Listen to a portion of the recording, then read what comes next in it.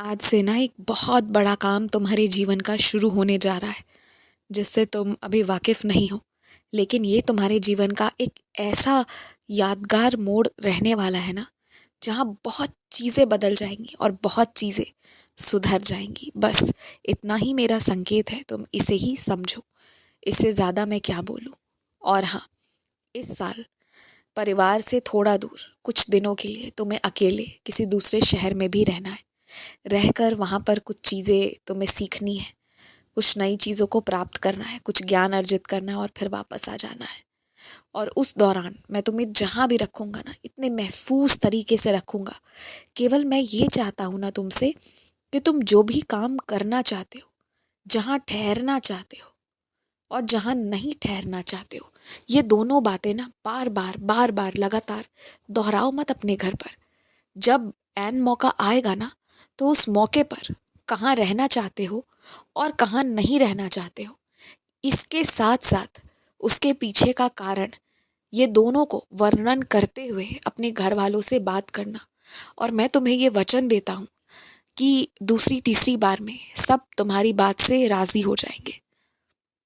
केवल एक बात मैं तुमसे कहता हूँ, जब पहली बार तुम्हारा काम नहीं होना, तो एक इशारा समझ लो कि दूसरी तीसरी बार में होगा, और तुरंत मेरा नाम लो और दोबारा काम करो और वो काम तुम्हारा हो जाएगा फिर। तो यही बात आगे भी तुम्हें ध्यान रखना है। तुम जिस चीज़ का सेवन कर रहे हो, जिसके खाने या पीने से तुम्हारे शरीर में स्फूर्ति आ रही है, तो वो खाना या पीना सही है। इस चीज़ को तुम ऐसे देखो कि क्या वो कोई नुकसान कर रहा है, ये देख लो पहले।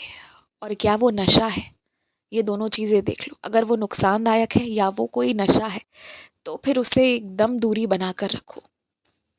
जो आवश्यक है और जो नशा नहीं है, जो हानि नहीं पहुंचा रहा, जो तुम ग्रहण कर सकते हो, उसे ही ग्रहण करो।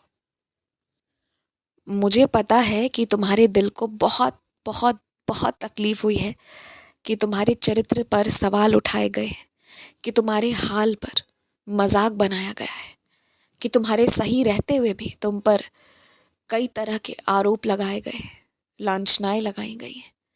लेकिन मैं तुमसे एक और बात करता हूँ, एक वचन मैं भी तुम्हें देता हूँ और फिर तुमसे भी एक वचन लूँगा।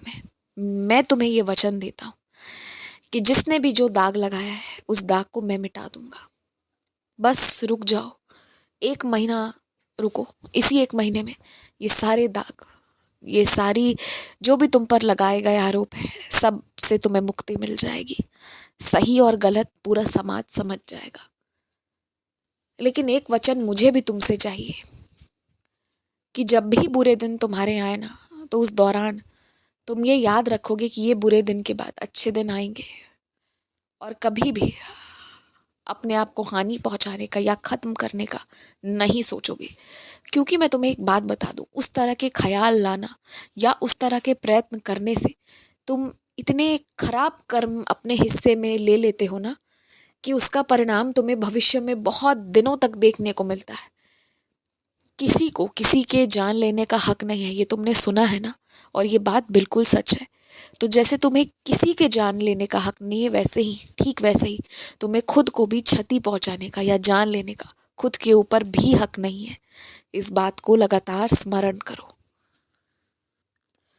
मुझे पता है कि कुछ चीज़ें जब तुम्हारे खुद के ऊपर हुई है, तब तुम्हें समझ में आ रहा है। जब तक सामने वाले कहते थे, तुम्हें समझ नहीं आता था। और यही बात आगे भी लागू होती है।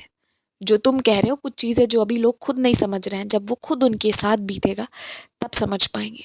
थोड़ा तो सबूरी रखना पड़ता है। सबूरी का रास्ता अपनाओ, विश्वास रखकर आगे बढ़ो, सारे काम हो जाएंगे। और हाँ, कोई भी इंसान जिससे तुम मिल रहे हो ना, हर इंसान के प्रति पिघलने की ज़रूरत नहीं है।